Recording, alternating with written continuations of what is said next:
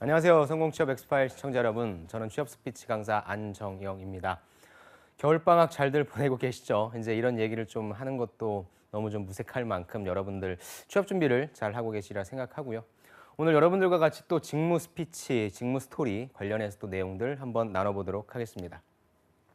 다섯 번째입니다. 다섯 번째 시간이고요. 오늘은 여러분들과 함께 저번 시간에 영업관리 첫 번째 시간을 했어요. SM이라고 해서 스토어 매니저였죠. 이번에는 SC라고 제가 좀 명명을 했습니다. 스토어 컨설턴트라고 해서 지난 시간이 한 매장 안에서의 매매 사고의 역할을 했다라고 한다면 매매 사고가 무엇이냐고요? 지난 시간 방송을 보시면 제가 매매 사고라고 굉장히 많이 강조했던 내용을 복습하시면 좋을 것 같고요. 이번 시간에 SC라고 하는 것은 뭐냐면 한 매장이 아니라 다양한 매장들을 관리할 수 있는 그러한 영업관리, 그러한 일을 한다라고 보시면 될 것 같고요. 각각의 성격에 맞는 것들을 제가 최대한 추리고 추려서 여러분들과 같이 얘기를 나눠보고자 합니다. 첫 번째, 본IF, 본죽입니다. 김기원 대리님의 인터뷰인데요. 이제 딱 감이 오시죠? SC라고 하는 부분이 본죽이지 않습니까? 그러니까 본죽이 하나의 매장만 있는 것이 아니라 다양한 매장이 있는 것이고, 그리고 이 대리님은 그렇게 다양한 매장들을 관리하는 그러한 역할을 한다고 보시면 될 것 같습니다. 첫 번째, 업무에 대한 구체적인 설명을 해주십시오라는 질문이었고요. 스토어 매니저로서 가맹점 운영 전반을 담당하고 있습니다. 그리고 현재 이때 당시입니다. 경기 남부 지역을 담당하는 SM3팀에 있습니다. 그래서 타 브랜드의 슈퍼바이저 역할과 비슷한다고 합니다. 즉 이건 뭐냐면은 내가 지원하는 기업들이 여기에서처럼 뭐 SM이라고 할 수도 있는 거고요. 또 우리가 지금 보는 커다란 주제인 SC라고 하는 부분이 있는데 사실 그런 거에 그냥 큰 그 용어에 크게 신경을 안 쓰셔도 될 것 같고요. 어떤 역할을 한다고요? 다양한 가맹점들이 운영할 수 있는 데에 관련된 그러한 일들을 한다라고 보시면 될 것 같습니다. 어떤 일을 하냐라고 물어봤더니 첫 번째 신규 오픈, 그렇죠? 본죽이라고 하는 가게를 내야 되잖아요. 그렇다면 오픈할 때 일, 그다음에 실제 오픈한 다음에 운영에 대한 점검, 감독, 그리고 교육, 그렇죠? 본죽을 냈어요. 근데 이 본죽을 내가 냈다라고 해서 사장님 마음대로 운영할 수는 없는 거잖아요. 왜? 본죽이라고 하는 타이틀을 가지고 있으니까요. 그렇죠?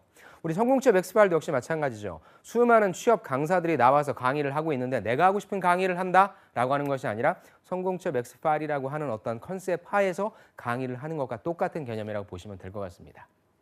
그리고 영업에 대한 전반적인 지원 및 매출 증진을 위한 프로모션 활동도 함께하고 있습니다. 이렇게 해서 사람들이 뭘 하는 거예요? 그 프랜차이즈 사업을 하는 거죠. 나 혼자도 충분히 죽집을 할 수 있거든요. 그런데 나 혼자 하면 이런 경우에는 어떻게 대처해야 되는지, 그리고 내가 어디서 원자재를 가지고 와야 되는지, 또 어떻게 내가 프로모션을 기획해야 되는지 모르잖아요. 즉 이러한 도움을 받고자 이런 프랜차이즈 사업을 하는 것이고요. 바로 이 대리님의 역할이 바로 이러한 업무를 한다라고 보시면 될 것 같습니다. 자, 하루 일과를 간단하게 좀 살펴볼게요. 보통 9시, 아침 7시 반에서 8시에 출근해서요. 그다음 뭐 하겠습니까? 회의하겠죠. 그래서 그 본인이 관리하고 있는 매장 중에서 잘 되고 있는 매장이 있을 거고요. 그다음에 좀 안 되고 있는 매장이 있을 겁니다. 그다음에 각각의 그 매장 중에서 내가 어떤 매장에 가서 프로모션을 좀 기획해 볼까? 어떤 매장이 참 우리 본사 말을 잘 안 듣는데 소위 얘기해서 말을 잘 듣게 할 수 있는 방안은 무엇일까? 그런 것들에 관련된 구체적인 액션 플랜들, 그다음에 거시적인 계획들을 세운다고 볼 수 있을 것 같습니다. 그리고 이제 본격적으로 가맹점들을 돌아다니겠죠. 그래서 9시 30분에서 뭐 10시 사이에 가맹점으로 출발해서 가맹점 상담, 그다음에 점검, 교육, 그리고 안내를 실시한다. 하루에 보통 4-5개의 가맹점을 방문한다고 합니다. 그렇죠? 뭐 워낙에 프랜차이즈가 어떻게 돌아가는지는 여러분들 잘 알고 계실 테니까 굳이 설명은 안 드릴 거고요. 여러분들이 그러한 관점에서 내가 만약에 본죽이라고 하는 매장을 관리한다고 한다면 어떻게 하겠는가. 그래서 보통 영업관리자를 지원하시는 많은 분들한테 꼭 뭐 해보라고 하냐면 각각의 매장을 경험해보라고 하잖아요. 그냥 매장 가서 뭐 할 건데요, 여러분들. 그래서 이런 관점에서 좀 가셨으면 좋겠어요. 일단 여러분 한번 찍어보세요. 어떤 지역 거점으로 찍던지 아니면 제가 늘 말씀드리지만 어떤 뭐 의미가 있는 상징성이 있는 점포를 찍던지 가장 장사가 안 되는 곳을 찍던지 그런 기준에서 다양한 점포들을 다니면서 그냥 여긴 이렇게 했습니다가 아니라 제가 점포를 비교 분석했더니 이쪽에서는 잘 되는 이유가 무엇 때문에 잘 되는 것이니까 사람들이 좋아하는 무엇인가를 더욱더 보강하는 그런 전략으로 갈 것이고 이쪽을 보니까 뭐가 안 된다라고 해서 제 생각에는 어떠한 전략을 펼치는 게 좋을 것 같습니다 라고 하는 게 뭐예요? 실제 이 영업관리자가 하는 역할이니까 그런 쪽으로 여러분들의 경험, 그렇게 경험 쌓은 것을 자기소개서나 면접 때 표현할 수 있으면 그것이 굉장한 무기가 될 것입니다. 자, 기억에 남는 면접 질문, 이제 실제 어떤 면접 질문이 나왔는지에 대해서 묻고 있는데요. 한번 볼게요. 자, 당신이 이 기업에 입사하게 되면 이루고 싶은 일이 무엇입니까? 라는 질문이 되게 기억에 남았다고 하네요. 1차 면접 때였는데 저는 그 질문에 죽 이외의 사업을 전개해보고 싶다라고 대답했다. 딱 저는 이 글을 보자마자 어떤 느낌이 들었냐면 이 김기원 대리님이 굉장히 좀 많은 준비를 했구나. 어디에? 이 산업에 대해서, 식품 산업에 대해서, 그 다음에 프랜차이즈 산업에 대해서, 그 다음에 본 INF죠. 이 본죽에 대해서 굉장히 많은 조사를 했구나라고 하는 부분을 느꼈어요. 왜? 내가 남들과 똑같지 않은 수준에서 벗어나서 본죽 이외의 사업을 하고 싶다는 건 무엇이에요? 내가 이것 말고 다른 부분에 대한 사업 포트폴리오를 생각했다라고 하는 거잖아요. 그만큼 준비가 되어 있다라고 하는 부분을 간접적으로 느낄 수 있었어요. 그랬더니 본 INF가 아니네요. 죄송합니다. 본 IF가 본죽으로 성장한 것을 인지하고 있었기 때문에 그 외적으로 또 다른 면으로 충분히 성장할 수 있다라고 하는 것을 느꼈다는 것이죠. 그래서 기억이 또 특히 나는 이유는 면접관으로부터 전화가 왔다고 합니다. 그냥 저는 죽 이외에 다른 사업 하고 싶어요 라고 하는 얘기를 했다고 전화가 왔을까요? 아니었겠죠. 충분히 어떠한 근거가 있을 거고요. 지금 본죽이 이러한 걸 잘하고 있고 이런 걸 못하고 있으니까 이런 못하고 있는 부분들을 이런 식으로 보완한다면 추가적인 매출 확대, 영업이익 확대가 될 수 있을 것 같습니다라고 분명히 제안했겠죠. 그러니까 전화가 왔겠죠. 그래서 당시 면접관이셨던 지금의 김인호 대표이사님께서 죽 이외의 다른 사업에 대한 저의 의견이 인상 깊고 궁금하기도 하셔서 다시 돌아와서 직영점에서 음식을 맛보고 갔으면 좋겠다고 하셨어요. 뽑혔네요. 그렇죠? 저도 사실 약간 부끄럽지만 질문 때에 제가 있었던 회사에 그러니까 입사 오퍼부를 좀 물으셨어요. 10년 후에는 당신은 어떤 사람이 되어 있을 것인가 라는 질문을 했을 때 저도 이런 식의 질문을 제가 만약에 굉장히 많은 준비를 했잖아요. 그러면은 단답식으로 나오잖아요. 와, 내가 정말 어마어마하게 준비를 했는데 이 질문 하나밖에 안 물어보다니 라는 생각으로 이 하나의 질문에 제가 준비했던 내용들을 많이 쌓아요. 그래서 듣는 사람으로 하여금 와, 이 친구가 정말 우리 회사에 오고 싶어 하는구나. 정말 많은 준비를 했구나라는 걸 느낄 수 있거든요. 그러니까 제가 계속적으로 말씀드리지만 취업은 준비를 하면 가는 구조예요. 아무것도 없이 선생님 저는 아무것도 안 했어요. 그냥 매장 몇 군데만 돌아다녀 봤어요. 나쁘진 않은데 거기에 추가적으로 뭘 하라고요? 산업에 대해서, 기업에 대해서 거시적이고 거창한 거 아니에요. 그냥 신문 기사에 나오는 정도만이라도 여러분들이 검색하셔서 여러분들 것화 시킨다면 전 충분히 가능성이 있다고 생각합니다. 다음 갈게요. 가장 뿌듯한 순간은 이라고 물어봤습니다. 여러분들이 만약에 이 영업관리자라고 한다면 그쵸, 본사와 가맹점을 잇는 역할이다. 그래서 가맹점 사장님에게 도움이 되었을 때 가장 뿌듯합니다. 그러니까 이분의 역할은 뭐냐면 이분이 실제 영업을 해서 매출을 올리는 게 아니잖아요. 그렇죠? 가맹점 사장님들이 매출을 올릴 수 있게 도와주는 역할이란 말이죠. 그래서 뭐라 그랬어요? 잇는 역할이다. 브릿지예요. 그렇죠? 그래서 영업 관리를 지원하시는 분들은 이 브릿지의 역할을 잘할 수 있다라고 하는 부분을 말씀하시고 그거에 대한 근거를 말씀하셔야 돼요. 근데 여러분들이 실제 영업 관리할 수 있어요? 없어요. 그러니까 뭐예요? 실제 영업 현장에서 있었던 일을 바탕으로 본사에서 어떤 지원이 조금 더 있었으면 좋았을 텐데, 본사에서 어떤 도움, 본사에서 어떤 정책, 본사에서 이런 부분 이렇게 절약해 줄 수 있으면 좋을 텐데라고 하는 그러한 아이디어, 그러한 생각들을 여러분들이 추출해낼 수 있으면 돼요. 왜? 현장 경험을 해봐야 진짜 이 현장에 대해서 관리를 할 수 있잖아요. 그 개념으로 접근을 하시면 될 것 같습니다. 예를 들면 프리미엄 전복죽 메뉴 포스터를 눈에 잘 띄게 만들어가지고 붙여놨더니 메뉴 포스터를 통해 수익이 늘어나게 되어서 가맹점 사장님들이 굉장히 좋아했다. 가맹점 사장님들의 사랑을 받을 수 있는 이유는 하나죠. 매출을 올려줄 수 있는 다양한 제도들을 제공해주면 될 것 같아요. 그렇죠? 그러니까 여기에서 그냥 단순한 포스터라고 표현을 했지만 실질적으로 이 포스터 하나를 사람들이 딱 보고 와, 먹고 싶다, 주문해야 되겠다라는 생각이 날 정도로 또 얼마나 많은 과정을 거쳤겠습니까? 그렇죠? 그러니까 모든 것이 다 어디에 연결돼 있다고요? 현장에 연결돼 있고 백오피스에 연결돼 있습니다. 그게 영업 관리자의 역할이라고 보시면 될 것 같아요. 그렇다면 이번엔 반대로 가장 어려웠던 순간 무엇인지 한번 볼게요.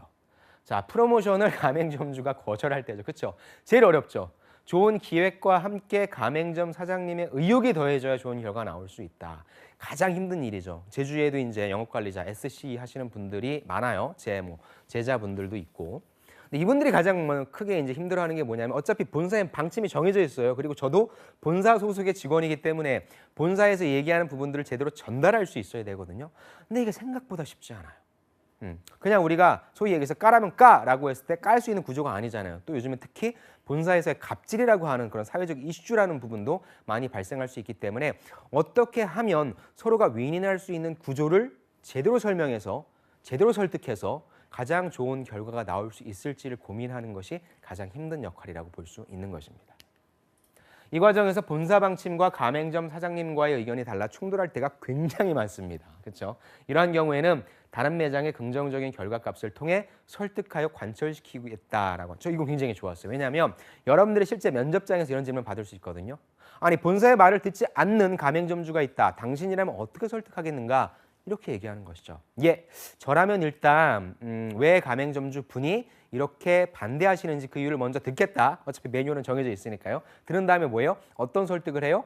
그런데요, 가맹점주님, 옆에 있는 매장, 다른 매장에 저도 똑같이 우려를 하셨고 이런 식으로 했었지만 제가 제안한 부분을 받아들이셨고 결국엔 좋은 결과값이 나왔습니다. 제가 봤을 때 지금 이 가맹점도 가맹점주님이 계신 이곳도 이것이 가장 좀 절실하게 필요하다고 생각합니다라고 해서 객관적인 근거를 가지고 설득하는 부분이 가장 중요하다고 생각합니다 라고 대답하는 게 제 생각에는 최소 50점 이상은 훨씬 더 받을 수 있는 점수, 그 포인트가 아닌가 싶습니다. 그래서 여러분들 제가 늘 말씀드리지만 이게 그냥 읽으면 흘러가는 그냥 기사예요. 그러지 말고 여러분들 하나하나에 여러분들이 의미 부여를 하시고 내가 이걸 자기소개에서 응용해야 되겠다. 면접 때 응용해야 되겠다라고 해서 하나하나를 여러분들의 무기로 만드시기 바랍니다. 자, 스토어 매니저 이번에 필요 역량을 물어보네요. 자, 도전 정신이 필요합니다. 안 되는 것도 되게 할 수 있는 진취적이고 창의적인 자세. 굉장히 일이 어렵다는 얘기겠죠. 그다음에 열정도 요구된다. 그다음에 가맹점에서 생겨나는 운영, 매출 증진에 대해 끊임없이 고민해야 합니다. 그래서 굉장히 힘듭니다. 예, 사람도 설득해야 되고 또 매출 방안도 만들어놔야 되고 또 설득해야 되고 설명해야 되고 성과도 보여줘야 되고 굉장히 열정적이고 힘든 일이기 때문에 도전 정신이 좀 필요한 것 같습니다. 자, 또 스토어 매니저라는 직무는 그렇죠. 신뢰라고 하는 부분 두 가지, 도전 정신과 신뢰를 가장 큰 키워드로 잡으시면 좋을 것 같네요. 사람과 사람 사이 일이기 때문에 신뢰가 있을 때 기본적인 일 이상의 것들이 이루어지기 시작한다는 부분이죠. 그렇죠? 제가 늘 말씀드리지만 비즈니스는 그렇죠? 사람과 사람 사이에 어떤 신뢰가 있어야만 진행되는 거예요. 만나자마자 가맹점주님, 우리가 이번에 이런 프로모션을 기획했으니까 이걸 한번 진행해 보세요라고 하면 절대 안 되죠. 요즘 어떻게 지내세요? 와, 날씨 정말 춥네요. 아침은 드셨습니까? 아니면 뭐 자식 얘기를 한다거나, 그렇죠? 그분이 관심 있어 할 만한 상황, 그리고 그분의 입장을 진짜로 헤아릴 수 있는 그러한 모습들을 보여줘야, 그렇죠? 실제 비즈니스를 할 수 있는 환경이 조성된다고 꼭 여러분들 알아채시기 바랍니다. 입사에 가장 도움이 되는 경험 무엇이냐고 물어봤어요. 여러분들 입장에서 이게 필요할 텐데, 아하, 2번의 가맹점 운영 경험이라고 할 수 있습니다.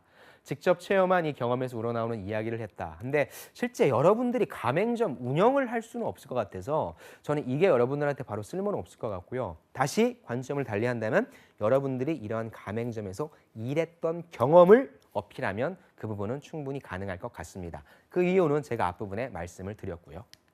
자, 직무를 한 줄로 표현해보고자 한다면 이론을 바탕으로 한 기획과 현장에서의 실행을 모두 경험할 수 있는 직무, 그렇죠? 그래서 제가 저번 시간에도 말씀드렸을 것 같아요.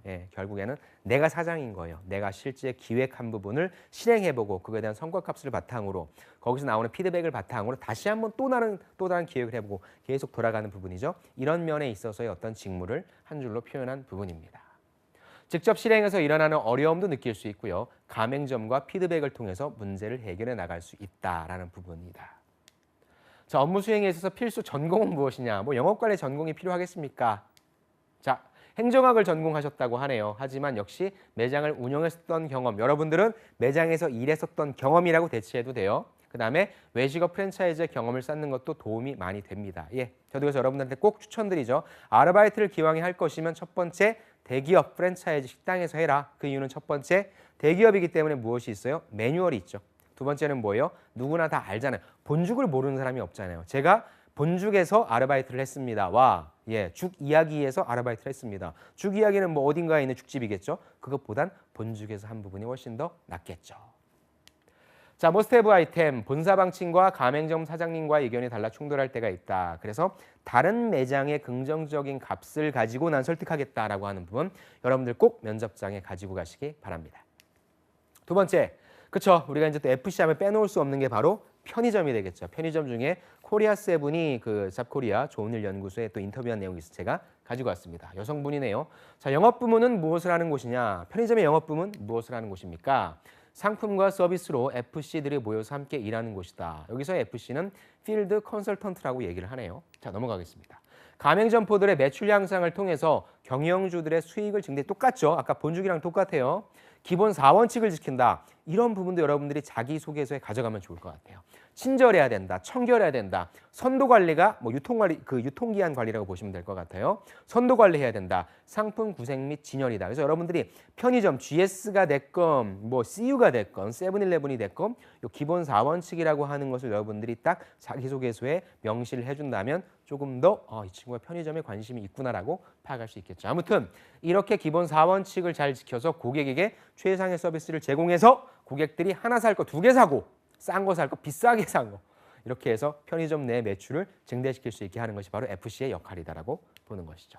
그렇다면 담당하고 있는 주요 업무를 물어보고 있네요. 오픈 6개월 이내에 신규점을 담당해서 신규 경영주들의 점포 운영 길라잡이 역할, 아까 본주기랑 똑같습니다. 산업 자체만 약간의 변형이 있지 똑같죠. 업무 매뉴얼을 토대로 점포 운영 관리를 집중적으로 안내한다고 합니다. 다음으로 넘어갈게요.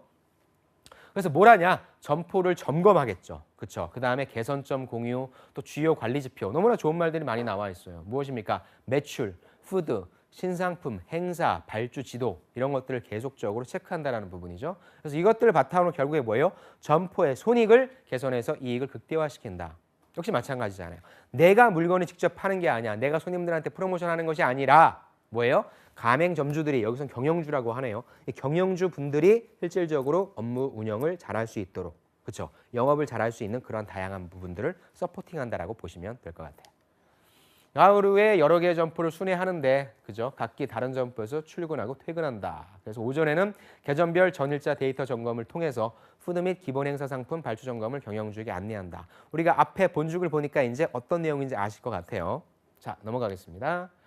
일별 점포 방문 계획 일정에 따라 순차적으로 방문해서 역시 공지사항 전달하고 점검 안내를 하고 있다라는 부분이고요.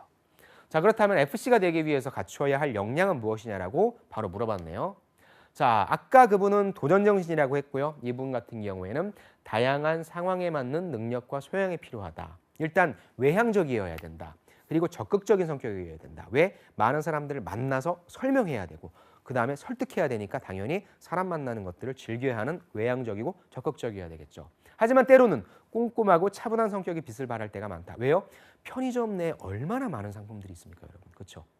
본죽은 사실 뭐 제품이 엄청 많다고 해봤자 20가지가 넘을까요? 제가 그건까지는 모르겠는데 아무튼 편의점 엄청 많잖아요. 그래서 편의점에서는 정말로 영업관리자가 필요한 역량이 정말 꼼꼼함 있을 것 같아요. FC 업무상 경영주와의 또 섬세한 커뮤니케이션을 통해서 효과적으로 문제를 해결하는 능력이 중요하다. 무엇을 요구하고 원하는지 고객과 경영주의 마음을 이해한 후 본부와 가맹점포의 중간 입장에서 이해관계를 조정할 수 있는 능력이 필요하다. 와, 정말 어렵네요. 참. 일단 고객 입장에서도 알아야 되고 또 경영주 입장도 헤아려야 되고 또 본사 입장도 헤아려야 되고 그 모든 것을 다 헤아릴 수 있고 조율할 수 있는 그러한 능력이 필요하다고 하는 그 부분이죠.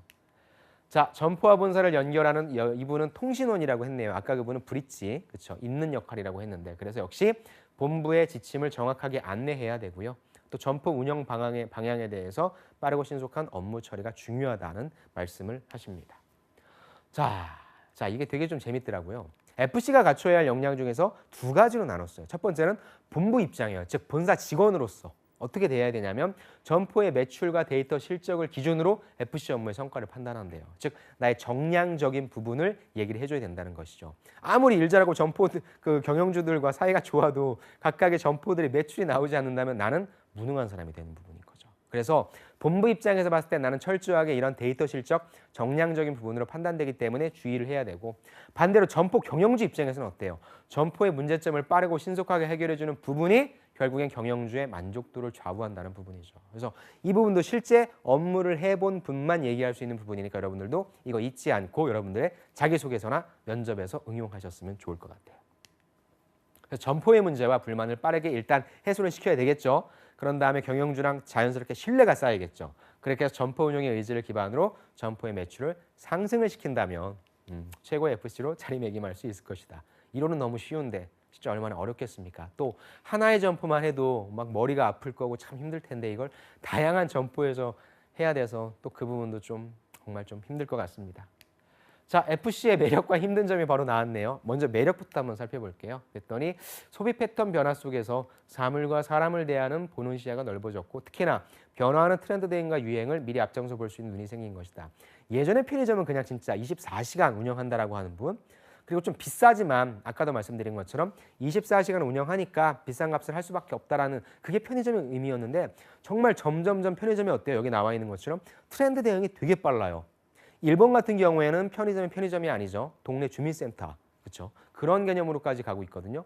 편의점에서 굉장히 다양한 것들을 할 수 있어요. 왜? 가장 중요한 게 무엇입니까? 편의점은 전국에 소위 다 있잖아요. 우리가 길을 가다가 편의점 없는 곳은 없잖아요. 즉 굉장히 다양한 곳에 플랫폼이 있기 때문에 여기에서 어떤 사업을 어떻게 진행할지 굉장히 흥미진진하다는 것이죠. 그래서 어떤 트렌드 세터 역할도 대단히 잘하고 있다고 볼 수 있고요. 이것이 편의점에서 있어서의 어떤 또 FC로서의 어떤 역할로서의 큰 매력이 아닐까라고 하는 그런 부분인 것 같습니다.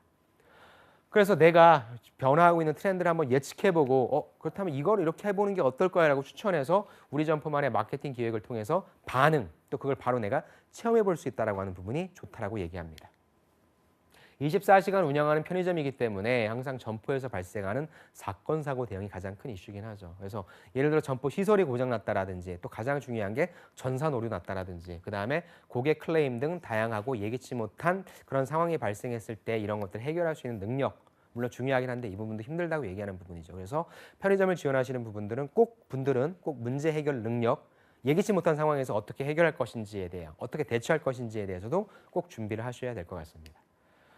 자, 그 다음에 신규 오픈 점포를 관리하고 있어서 정말 단순 경미한 문의가 많다. 하나하나 모르니까 이거에 대해서 또 꼬박꼬박 대답을 해줘야 된다는 것이죠. 자, 그렇다면 롤 모델로 삼고 있는 영업 사례가 있는가라고 하는 질문이었고요. 가장 중요한 부분이 기본 상품과 신상품 도입이다. 기존 상품 가지고는 점포를 운영한다면 고객들은 같은 상품만 있으면 여기 편의점은 뭐 같은 것만 있네, 새로운 게 없네라고 하니까 계속적으로 신상품을 도입시켜야 된다라고 하는 부분인 거죠. 그래서 필수 기본 상품을 기반으로 해서 매주 출시되는 신상품을 플러스 알파로 도입시킨다는 것이죠. 그래서 새로운 변화를 주고 상품 회전율도 빠르게 해서 야, 저 편의점에 가면 요즘 유행하는 그게 있더라 라고 하는 말을 들을 수 있게 만들어 놓는다는 것이죠. 그래서 고객 니즈에 충분히 어필할 수 있다고 생각합니다. 자, 대표적인 사례로 예전 시기라 여러분들 좀 양해해 주시기 바랍니다. 허니버터칩 출시 이후에 허니 시리즈 관련 출시 신상품을 대량 발주했고 점포 행사 진열 때 홍보 강화. 그렇죠. 한때 완전 난리였잖아요. 2015년이었던 걸로 기억이 나요. 한 3년 전에. 저도 편의점 가가지고 먹고 싶었는데 없어서 예약을 해놓고 받아왔던 그런 기억이 있습니다. 그러면 내가 FC라면 허니버터칩 자체를 갖다 놓는 것도 의미가 있겠지만 어때요? 사람들이 이거에 많이 반응을 하네. 그럼 비슷한 상품들을 허니버터칩 위주로 허니버터칩 주위에다가 갖다 놓는 것이죠. 그래서 관련된 소위 얘기해서 아류 상품들이 되게 많았잖아요. 그러한 트렌드 캐치 능력을 바탕으로 빨리 상품을 기획해서 빨리빨리 내놓는 그게 이분이 생각하는 롤 모델로 삼는 그런 영업 사례라고 보는 것입니다. 최근에 소비자들의 선호하고 유행하는 패턴을 빠르게 분석해서 상품 선정 및 판매 전략이 중요하다고 생각한다. 그래서 편의점을 지원하실 분들은요. 물론 편의점을 가서 보시는 것도 되게 중요해요. 하지만 맛 블로거 있을 거예요. 유명한 맛 블로거 아니면 이러한 편의점의 블로거들도 많이 계시거든요. 그런 분들의 블로거를 보시면서 아 이런 것들의 유행이구나. 그래서 사람들이 이런 것들이 이렇게 반응하는구나. 그래서 실제 이 제품 A라는 제품이 나왔으면 A 이런 비슷한 제품들까지 출시되는구나라고 하는 인사이트를 조금 보여줄 수 있고 그렇게 기를 수 있는 그러한 좀 자료, 조사 이런 것도 좀 필요하다고 생각을 합니다. 자, 갖춰야 할 스펙 또는 자질을 물어봤네요. 아르바이트나 대내외 학회 활동 등 다양한 경험을 통해 적극적이고 진솔하게 임하는 자세. 예, 우리 영업 관리자라면 반드시 있어야 할 경험을 베이스로 해서 그렇죠. 적극성, 도전 정신 이런 것이 필요하다고 보면 될 것 같습니다. 전공학과보다는 당연히 정확한 직무 이해와 지원자의 인성이 훨씬 중요하고요. 늘 새로운 사람 만나죠. 또 새로운 상품을 접할 수 있어서 말 그대로 새로움이 있어야만 된다라고 보는 것입니다. 자, 끝까지 또 열정적으로 업무를 실행하는 자세와 의지가 있어야 된다. 그만큼 일이 많이 힘듭니다. 예, 힘드니까 여러분들 꼭 의지, 열정 갖고 계시기를 바랍니다.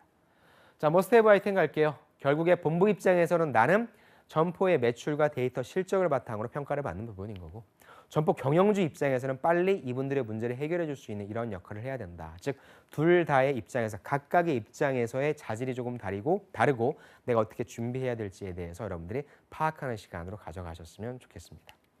자, 이번에는 프레시웨이입니다. 또 여러분들이 많이 지원하시는 게 바로 뭐예요? 식자재, 그쵸? 유통, 영업이 되겠죠. 담당 업무를 바로 물어봤습니다. 저는 외식직 거래를 담당하는 SU 부서에 있습니다. 세일즈 유닛죠. 그래서 농수산, 가공, 식품, 축산이라고 하는 식품부터 일회용품, 프라이팬 같은 비식품 제품들까지 납품을 담당하고 있다. 한마디로 주방에서, 식당에서 구매할 수 있는 모든 제품들에 대한 영업을 하고 있다고 보시면 될 것 같고요. 주로 기존 거래처 관리한다, 신규 거래처를 발굴한다. 똑같죠. 그렇죠? 기존에 있는 거래처를 이렇게 관리하면서 추가적으로 이제 가맹점 문의가 들어오면 그런 분들 아니면 이분 같은 경우는 이제 신규 거래처를 뚫어야 되는 거잖아요. 사람들이 찾아오는 것이 아니라 본인이 직접 발굴해야 된다라고 하는 역할이 약간의 차이가 있네요. 자, 신규 거래처를 발굴할 때 한식, 중식 파트를 담당하는 분들은 길을 가다가 괜찮은 식당이 있으면 식당에 들어가서 명함을 주고 영업을 하기도 하고요. 저 역시도 역시 이탈리아 레스토랑이 있으면 들어가서 견적서와 명함을 건네기도 하고요. 실제 신입 때 힘들죠. 소위 너무 부끄럽죠. 내가 이렇게 밥 먹으러 왔는데 저희 거 이거 저 프레시웨이 다니는데 하면서 주기가 쉽지는 않은데요. 1년 정도 지나면 아니면 좀 빠르면 6개월 정도 지나면 자연스럽게 여러분들이 줄 수 있게 됩니다. 왜냐하면 첫 번째는 이제 뭐 그게 나의 일이다라고 하는 부분도 있고요. 두 번째는 뭐냐면 생업이기 때문에 그렇습니다. 그리고 거기에서 이루는 어떤 성취감이 있어요. 제가 늘 말씀드리죠. 영업에서 가장 중요한 건 뭐예요? 거절을 두려워하지 않은 용기였죠. 내가 좀 줬을 때 부끄러워? 뭐 안 쓸 수도 있어요. 그렇죠? 그다음 그 사람이 아유 뭐 됐어요. 우리 쓰는 데 있어요. 이 말했을 때 내가 부끄러워? 그런 거 아니잖아요. 그렇죠? 부끄러울 수도 있고요. 10장 주면 아니면 100장 주면 한 장 답은 와요. 그러니까 여러분들 그 길거리에서 수많은 전단지 뿌리고 뭐 다 하는 게 결국에 그 많은 사람들 중에서 한 명은 선택을 하거든요. 그게 절실히 필요한 사람이 있거든요. 그렇기 때문에 이러한 역할들 하는 게 저는 굉장히 사실 중요하다고 생각하고요. 잠깐 다른 얘기로 갔을 때 자동차를 되게 많이 파시는 분들, 그분들의 영업 비결을 묻거든요. 하나예요. 꾸준하게 고객들한테 문자 메시지 보내고 저한테도 굉장히 많이 와요. 다양한 딜러분들한테. 근데 그냥 버리다가도 어느 때는 딱 필요할 때가 있어요. 그러니까 그렇게 많은 사람들한테 꾸준함을 보여주는 것이 전 가장 중요하다고 생각하고요. 그러한 노력이 없이 그냥 나는 이만큼 사람인데 왜 사람들이 나한테 안 찾아오지? 이런 자세는 정말 지양하셔야 될 것 같습니다. 자, 다시 갈게요. 그렇게 거래가 성사되냐라고 직접적으로 물어봤네요. 그랬더니 거절하는 분들이 훨씬 많다. 100개 중에 10개만 성공해도 충분히 성공한 거라고 생각한다. 그래서 의도적으로 그런 곳에 가서 밥을 먹기도 한다. 그렇죠? 이 자세예요. 10%면 굉장히 높은 겁니다, 여러분들. 100개 중에 한 개만 걸려도 소위 한 개만 걸려도 굉장히 좋은 건데 10개만 성공한다라고 하면 굉장히 성공한 겁니다. 자, 무작정 들어가는 것보다는 식사를 한 후에 식사 정말 맛있겠다. 어머, 사장님 너무 맛있네요. 어떤 식자재 쓰세요? 라고 말을 트는 아이스 브레이킹의 역할을 하라는 것이죠. 대화를 이어가기 좋으니까요. 사용하신 식자재는 근데 저희 프레시웨이에서도 있는데 직수협에 납품을 하고 있는데 어디서 얼마나 매입받나요? 근데 이 부분을 바로 직접적으로 물어보기보다는 소위 얘기하는 라포죠. 사장님이 나한테 좀 우호적일 것 같아. 그리고 사실 프레시웨이 정도면 모르는 사람은 없잖아요. 그렇죠? 그러니까 훨씬 더 영업하기가 수월하실 겁니다. 실적에 대한 부담 어떨까요? 당연히 있다라고 얘기하네요. 어떤 때요? 개척해야 될 때나 내가 기존 거래처만 관리를 한다면 어찌됐건 내가 계속적으로 만나는 사람들이니까 사장님 조금만 더 해주세요 라고 해서 어느 정도의 신뢰관계를 바탕으로 해서 그런 부분들이 될 수 있는데 항상 뭐가 따라 붙습니까? KPI에 신규 거래처가 들어가잖아요. 그렇죠? 그 부분에 대한 그 압박이 좀 심할 거예요. 그다음에 이제는 익숙해지다 보니 그러려니 하지만 매달 세팅된 목표에 맞춰야 하는 심적 부담감 굉장히 큽니다. 우리가 흔히 그래서 뭐 식품이라든지 뭐 약이라든지 이런 것들은 좀 이렇게 쟁여놓을 수가 있는데 야 이거 식자재 유통 같은 경우에 이거 어디다 갖다 놓습니까? 뭐 물론 또 따로 처리하는 부분들이 있긴 하겠지만 아무튼 매달 이 실적 관리가 굉장히 스트레스가 될 것 같아요. 빠진 매출을 신규를 발굴해서 메꾸는 게 쉽지 않죠. 그렇죠? 매달 반복이다. 그래서 월말만 버티자, 월말만 지나면 돼 하다가 다음 달 초가 되면 또 금방 월말이 됩니다. 시간이 굉장히 빠르게 갈 거예요. 하지만 당연한 스트레스다. 그리고 참 이 마인드가 괜찮은 것 같아요. 결국엔 영업사원의 목표는 뭐예요? 나에게 정해져 있는 매출을 내는 게 영업사원의 목표다라고 하는 부분.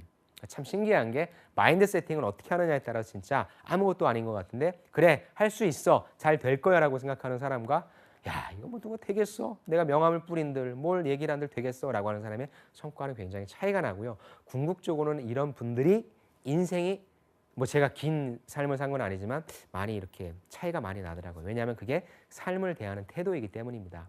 취업을 대하는 여러분들 태도 그럴 거예요. 아니 뭐 이제 상반기 공채 한 달 남았는데 뭐 지금부터 해도 되겠어? 자소서 이거 뭐 써도 되겠어? 이런 생각을 하시는 분과 내가 하루에 자소서 한 항목씩을 작성해 보겠다. 인적성 1시간씩은 풀어보겠다라고 매일매일 하시는 분과의 6개월 후의 차이는 어마어마할 겁니다. 여러분들 중요한 게 하루 막 하고 하루 하나도 안 하고 이것보다는 꾸준함, 그렇죠? 꾸준히 천천히 하는 자가 결국엔 승리한다는 말도 있지 않습니까, 여러분들? 꾸준함의 힘을 믿고 한번 따라 보시기 바랍니다. 자, 여자 영업사원으로서 특히 또 일한다는 부분 어떨까요? 다른 회사도 마찬가지겠지만 남자가 훨씬 많으니까 남자 사원들과 최대한 차이가 나지 않게 하려고 노력한다. 그래서 제가 발벗고 나서서 하는 편이다. 제가 왜 밑줄을 걷냐면 제가 보통 취업 특강이라든지 뭐 컨설팅 할 때 제가 꼭 우리 여성 지원자분들한테 말씀드리는 부분은 뭐냐면요. 어떤 지원자를 좋아하냐면 이렇게 발벗고 나서서 하는 지원자를 좋아해요. 한마디로 씩씩하고 어떠한 일을 맡기던 쟤는 여자이기 때문에 내가 좀 이 일을 주기가 그런데 라는 생각조차도 안 하게끔 그런 태도를 갖고 있는 게 굉장히 좋아요. 그런 친구를 굉장히 좋아한다는 면 때문에 제가 여기 이렇게 좀 했고요. 본인의 성격이 어떠냐라고 했을 땐 저는 어떤 일이든지 발벗고 나서서 하는 어떤 적극성을 가지고 있습니다. 실제 저는 대학교 때, 실제 저는 인턴 때, 실제 저는 아르바이트 때 그렇게 해서 여러분들의 내용을 하나 만드시면 좋을 것 같아요. 자, 한 예로 저는 몇백 개씩 되는 18리터짜리 식용유를 지하로 나르고 정리하는 일도 도와드립니다. 그런 행동들이 결국 제 경쟁력을 만드는 거니까요. 좀 씁쓸하긴 하죠. 뭐 일을 굉장히 똑똑한 인사이트를 냈다라는 부분도 있을 텐데 이런 부분, 여자로서 좀 차별을 받는 부분이 없지 않아 있다고 생각을 하고요. 그럴 경우에는 직접 내가 전 여자라서 못 들어요. 무거워요. 도와주세요가 아니라 직접적으로 해내는 그런 의지를 보인다는 게 훨씬 더 좋은 인상을 남길 수 있다는 걸 꼭 명심해 주셨으면 좋겠습니다. 자, 오히려 여자 사원이라 또 좋은 점도 있겠죠. 웨딩, 호텔 쪽은 챙겨줘야 할 게 더 많은데 꼼꼼하다.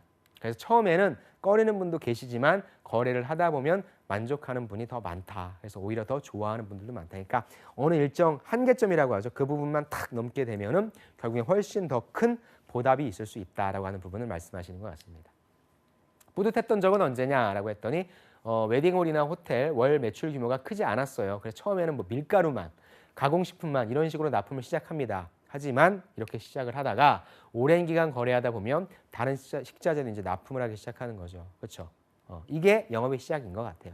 처음부터 뭐 어마어마한 규모로 어떻게 계약하고 하겠습니까? 하나하나에서부터 최선을 다한다면 많은 것들을 맡을 수 있게 되는 그러한 역할을 담당할 수 있을 겁니다. 그렇게 점차 품목을 늘려가는 쾌감이 있다. 그리고 거래처 관계자들과 돈독한 관계를 형성할 때도 뿌듯하다. 무슨 말이냐?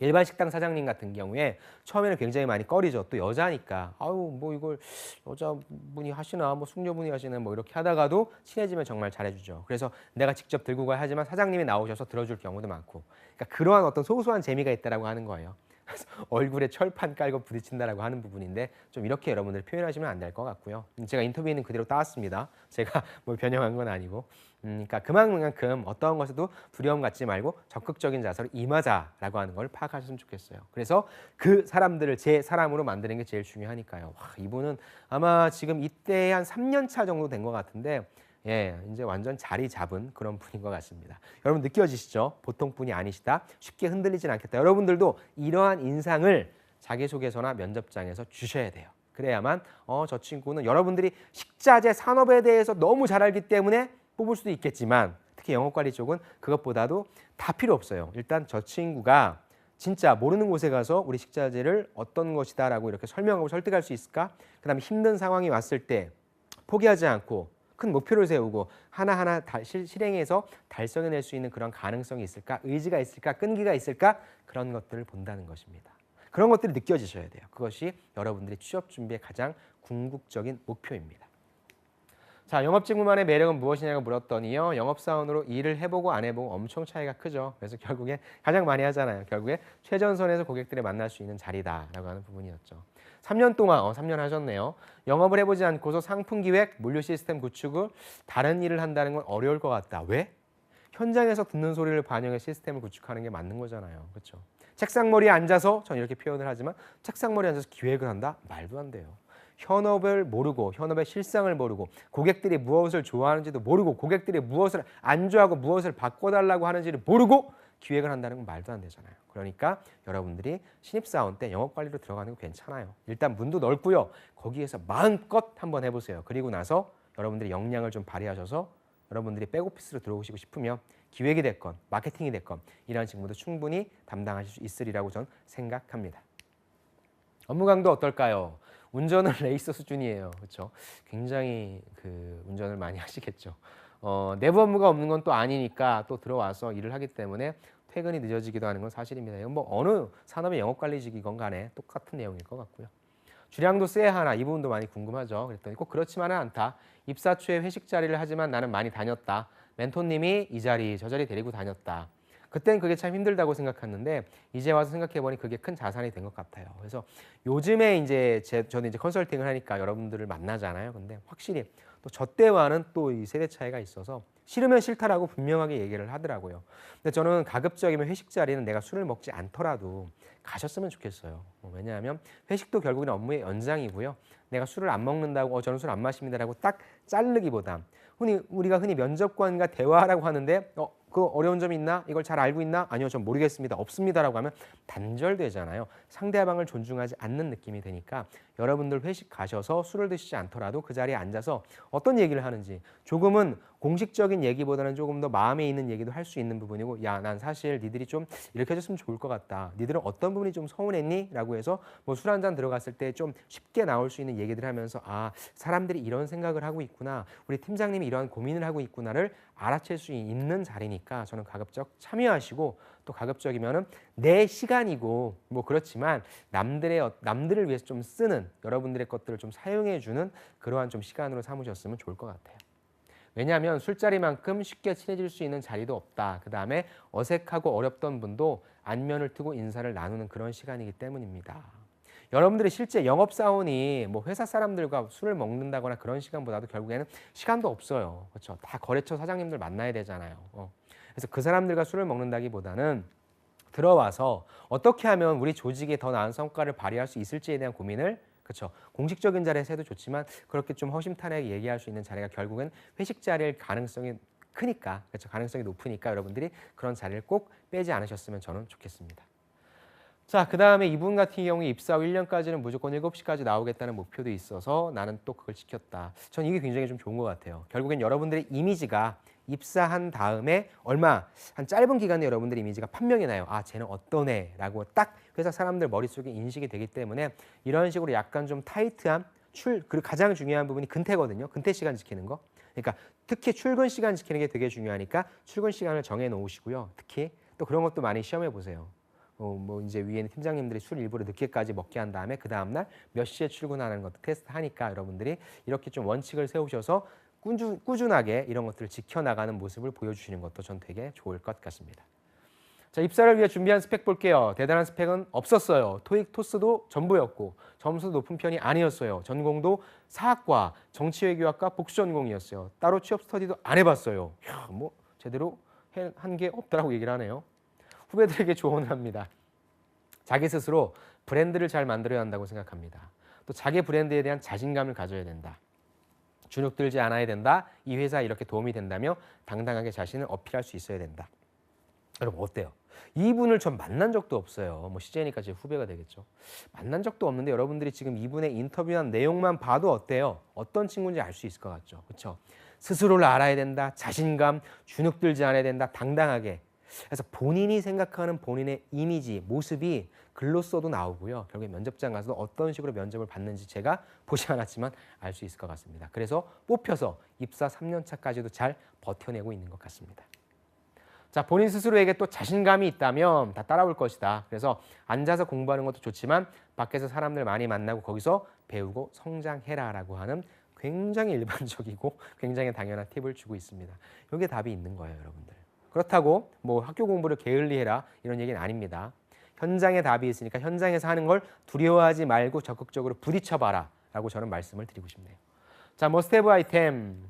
영업을 해보지 않고서 다른 것들 할 수 없다. 현장에서 듣는 소리를 반영해서 시스템을 구축해 나가는 게 맞다라고 하는 부분 여러분들 가지고 가셨으면 좋겠습니다. 자, 이번에는 CJ 헬스케어. 사실 뭐 제약영업사원의 어떤 인터뷰도 좀 싣고 싶었는데 제약영업 쪽은 좀 딱딱한 내용으로 제가 일부러 한번 좀 꾸며봤습니다. 볼게요. 자, 파마세일즈 롤 역할 좀 볼게요. 거래처 내의 다양한 이해관계자들을 조정하는 로비스트라고 합니다. 이런 단어들 참 좋은 것 같아요. 자, 파마세일즈 핵심 업무는 이해관계가 상충되는 고객, 의사, 약사가 있겠죠. 단단한 유대관계를 형성하고 제품의 비교 우위를 설명하여 매출을 증대시키는 일입니다. 근데 다른 부분들과 다르게 우리가 아까 우리가 프레시웨이로 갔을 때 이 파가 이 파보다 좋아요라고 식자재를 얘기할 때는 사실 그게 좀 불가능하잖아요. 뭐 이게 뭐 어떤 부분에 있어서. 하지만 여기에서는 얼마나 전문적입니까? 내가 약을 팔아야 되는데 소위 이 약이 이 약보다 좋은 점들을 제대로 설득해 줘야 되고요. 그 설득 대상이 누구예요? 소위 정말 전문가들이잖아요. 그래서 그런 부분에 있어서 약간 다르다라고 하는 점을 좀 가지고 가셨으면 좋겠습니다. B2B와 B2C 업무를 동시에 수행하는 비즈니스 스트래티지스트, 전략가라고 하네요. B2B, B2C? 무슨 말이냐? 자, 파마세일즈의 거래처는 도매에 있겠죠. 도매상들. 그다음에 대리점 있을 거고요. 약국, 의원, 병원입니다. 그래서 이런 곳에 당사의 의약품을 팔아야 되고 납품하고 수금하는 업무니까 당연히 B2B로 보는 것이죠. 반면 파마세일즈의 중요 고객은 누구예요? 결국에 이 고객, 우리 약을 사줄 사람들은 누구예요? 결국에 의사와 약사잖아요. 그러니까 이 고객들을 관리하며 당사 매출을 올리는 업무는 B2C적인 성격이죠. 그렇죠? 실질적으로 우리 약을 선택해 주는 사람은 누구냐? 의사와 약사잖아요. 그래서 이 의사와 약사가 선택을 해야만 이런 도매나 대리점, 약국 이런 곳에서 갖다 팔아주는 플랫폼의 역할을 하는 부분이니까 B2C와 B2B를 다 담당한다라고 볼 수 있는 것이죠. 다음, 키맨들과 강력한 라포를 형성하며 시장 환경 변화를 예측하고 대비할 수 있어야 합니다. 무슨 내용인지 볼게요. 자, 판매하는 기법이 아니라 자신의 고객에게 이익이 되는 것을 권하는 사람이라는 신뢰, 그리고 이러한 일에 대한 열정입니다. 또 인간관계 전문가입니다. 결국에는 약을 판다라고 하는 부분을 좀 이제 완곡하게 좀 아니면 이렇게 좀 포장해서 얘기를 하는 것 같아요. 그러니까 우리가 그냥 파는 게 아니라 당신이 이걸 사게 되면 무엇이 좋습니다라고 고객에게 이익이 되는 부분들을 설명한다라고 하는 것이죠. 그 다음에 결국에는 그런 거에 있어서의 어떤 신뢰관계, 라포 형성된다. 그리고 그러한 일에 대한 열정도 있어야 된다라고 보는 것이죠. 유능한 파마세일즈 사원들은 거의 비슷하지만 다른 마인드를 갖고 있거나 몇 가지 중요한 영업 기법을 좀 더 사용함으로써 차별화합니다. 근데 이 내용은 나오지 않아 조금 아쉽긴 하더라고요. 또한 시장을 이해하고 그에 맞는 영업 전략을 수립하고 도전하는 것이 중요합니다. 라는 내용. 그래서 퀄리피케이션 본격적으로 이제 그럼 어떠한 자질을 갖고 있어야 할지 한번 살펴볼게요.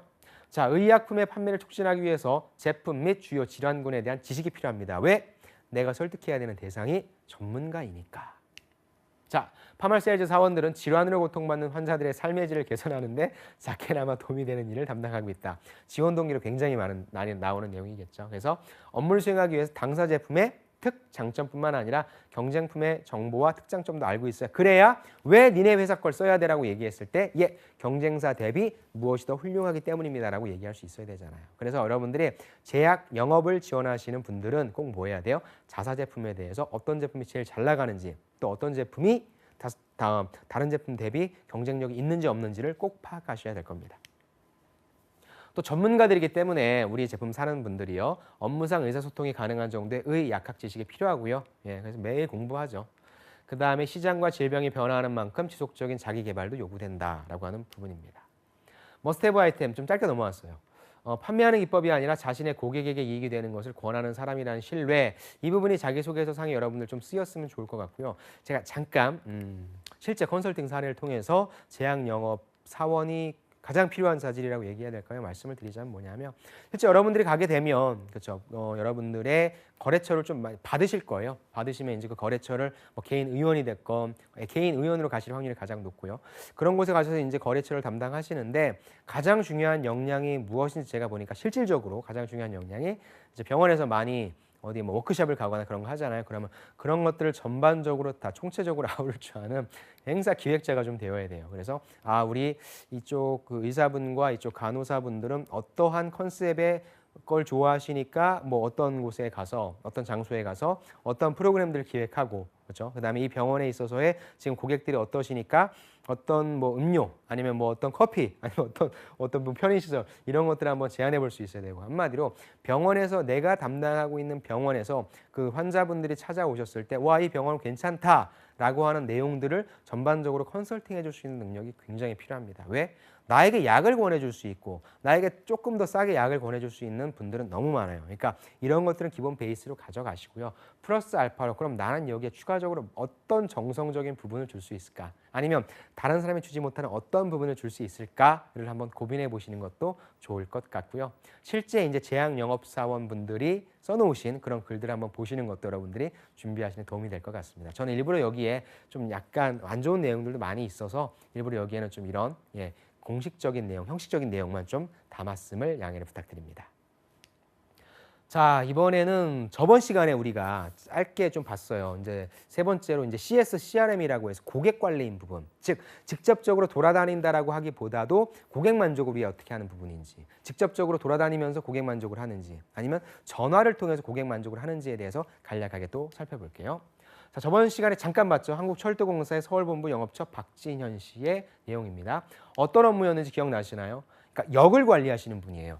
역물을 관리하고 지원하는 업무를 한다. 고객 서비스, 그래서 직원 친절도 모니터링, 또 역에서 다양한 문화 이벤트를 기획하는 부분이다. 그래서 사람들이 이 역에 왔을 때에 고객 만족도를 향상시키도록 하는 업무를 담당하고 있다는 분입니다. 철도공사의 영업이라고 하는 부분은 다른 곳의 영업과는 조금 다르다. 새 고객을 유치시킬 거라고 하는 부분도 있지만 철도를 이용하시는 분들에게 어떻게 하면 더 좋은 서비스를 제공하고 감동을 줄 수 있을까? 내가 비행기 타고 가려고 했는데 야, 비행기는 사람도 많고 복잡하고 시간도 오래 걸리고 먹을 것도 없고 내가 서울역 KTX 타려고 갔으니까 부산역을 가봤더니 대구역을 가봤더니 뭐가 좋더라. 그 역에 가면 기분이 좋더라. 날 배려하더라. 시설이 많더라. 이런 것들을 기획하고 관리하고 운영한다라고 하는 그런 역할인 거죠. 철도 서비스 중 어떤 서비스를 지원하십니까? 역에 들어와서 열차를 타기 전까지의 서비스를 관리한다고 했고요. 고객 대응 친절도를 면밀하게 모니터링한다. 또 역내 안내 직원들의 서비스 마인드도 제고하는 교육도 진행한다. 역내에서 고객들을 위해 일어나는 모든 것들을 관리한다고 보시면 될 것 같아요. 새롭게 고객 만족도를 높일 수 있는 서비스를 기획하고 관리한다. 시설 있으면 개량할 수 있는 방안을 마련한다. 역내에서 역시 행사를 기획하고 운영하는 업무도 담당한다라고 보는 것이죠. 업무 프로세스 어떻게 진행되냐라고 물어봤더니 연초에는 한 해의 서비스 계획을 세운다고 합니다. 그래서 가장 많이 하는 게 이제 현장 지도 점검이 되겠죠. 시설이 노후된 게 없는가, 불이 안 들어오는 데가 없는가, 화장실 물이 내려가지 않는 데는 없는가. 그다음 CS 교육, 실제 직원들이 매표소에서 사람들을 어떻게 대하는가, 그렇죠. 이런 부분들. 그다음에 협력업체, 그 직원분들이 어떻게 대하는지 그런 부분들에 대해서 CS 교육. 불친절 VOC, 불평 VOC 들어왔을 때는 개선점 찾아서 현장에 전달한다는 부분이죠. 영업처도 고객의 소리에 항상 귀 기울이며 개선할 수 있는 점을 발굴하고자 노력하고 있다라고 하는 부분인 거죠. 자, 담당 업무의 장단점은 무엇이냐? 제가 교육 일을 해볼 수 있다는 것과 하고 싶은 일을 직접 기획할 수 있는 것이라고 생각한다. 예를 들어서 서울역에 문화 공연을 하고 싶다면 제가 기획을 해서 직접 운영할 수가 있고요. 그만큼 업무의 폭이 넓다. 그래서 정말 단순한 시설에서부터 안 보이는 서비스에서부터 내가 서울역에서 뭔가 기획해서 사람들이 서울역이 어떤 공간이다라고 느낄 수 있을 만큼의 어떤 그런 행사도 기획해 볼 수 있다라고 하는 되게 매력적인 직무다라고 하는 부분인 거죠. 역의 청소나 시설 등을 그냥 지나치지 못하게 되는 것이 단점이라고 하네요. 그렇죠? 이제 다 눈에 보이는 거예요. 저거 하면 고객들이 또 클레임 걸 텐데, VOC 들어올 텐데 라고 하는 부분들이 보이니까 직업병이라고 하는 것이죠. 그래서 퇴근 시간이 되어도 여기에 가서 잘못된 점에 대해서 지적을 하는 모습을 발견하게 된다라고 하는 부분이 단점이라고 하네요. 또 우리 회사가 아닌 다른 역이나 공간들에 가게 되는데 또 저게 아닌데, 저게 아닌데 라고 하는 부분, 눈에 띄는 것들을 개선해야 된다는 강박 같은 게 약간 생기는 것 같다고 하네요. 자, 기억에 남는 에피소드 하나 전달해 달라고 했더니 서울역에서 일할 때라고 합니다. 2012년 5월의 어느 일요일 날 회사 입사 시험, 대학교들 입학 논술 시험이 겹쳐서 열차 이용객이 매우 많은 날이었다. 5월이면 보통 면접 때인데요. 그렇죠? 아무튼 이때 열차가 상당히 지연돼서 시험에 늦을 위기가 되었다라는 부분이죠. 어떻게 해결했을까요? 당시 서울역에서 내가 총괄 운영 업무를 하고 있었는데 어떻게 하면 이 상황을 해결할 수 있을까? 여러분들한테 상황 면접 문제로도 주어질 수 있겠네요. 그랬더니 마침 후배가 그날 한 기업이 입사 시험에 응시를 해서 후배에게 부탁해서 인사 담당자와 통화를 할 수 있었습니다. 대단하네요. 책임은 우리가 질 테니 늦는 사람들이 시험을 볼 수 있게 해달라고 간곡히 요청을 했고 기업과 대학교들 하나씩 연락을 했고 경찰차와 택시를 동원해서 큰 문제 없이 시험을 볼 수 있게 도왔습니다. 모르겠어요. 여기 계신 분이 그냥 회사에 전화해서 책임을 우리가 질 때 어떻게 책임을 지겠다는 건지 모르겠는데 아무튼 이런 식으로 해서 뒷부분이 좋았죠. 그렇죠? 최대한 이분들이 늦지 않게 할 수 있는 방법, 우리 기차를 벗어나서 기차를 타고 내려서 역을 벗어나서는 어떻게 할 것인지에 대한 이 방안은 되게 좋았던 것 같아요. 즉 이런 것들이 실제 정답은 아닐지라도 이런 방안들도 생각해낼 수 있는 여러분들의 아이디어가 좀 필요한 것 같습니다. 자, 입사 전 코레일에 대한 생각과 다른 점은 무엇이냐? 자, 예전엔 매표 안내 같은 일이 대부분인 줄 알았는데 정말 눈에 띄지 않는 곳에서 정말 다양한 업무가 이루어지고 있다. 전 이게 되게 중요한 것 같아요. 제가 늘 여러분들한테 매장을 가봐라라고 얘기해요. 매장의 경험을 해봐라라고 얘기하는 게 우리가 눈으로 봤을 때 저런 일을 하는구나라고 알 수 있지만 실제 가서 보면 엄청난 일들을 하고 있잖아요. 즉 눈에 띄는 일들도 중요하겠지만 눈에 보이지 않는 중요한 일들도 굉장히 많고 내가 그런 걸 경험해봤다. 눈에 보이지 않는 일들을 잘 처리해야 눈에 보이는 일들을 제대로 처리할 수 있구나라고 하는 것을 배웠습니다. 라고 얘기할 수 있는 게 가장 강력한 무기가 됨을 꼭 인지하시기 바랍니다. 또 역무라는 것도 매표 안내뿐만이 아니라 멀티플레이어로서 활약할 수 있어야 한다는 것을 배웠다. 영업관리자라고 하는 것도 멀티플레이어로서 활약할 수 있다는 것을 꼭 알았다. 똑같이 연결될 수 있을 거예요.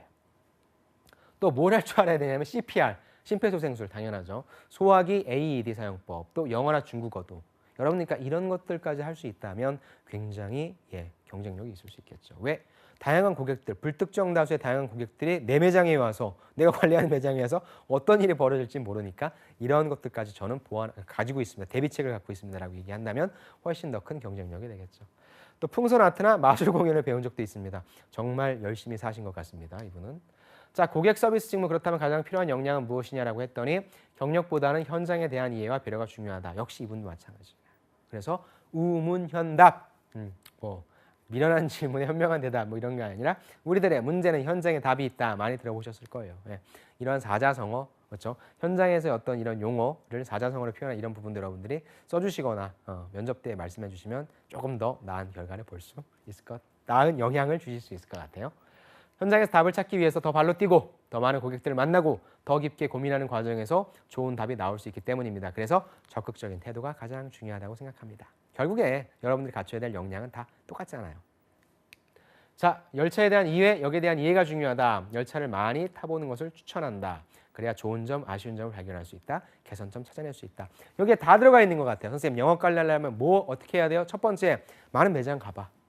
많은 매장 가봐서 무엇이 좋은지 무엇이 안 좋은지 기준점 정해서 한번 비교 분석해봐. 그 다음 뭐 해야 돼요?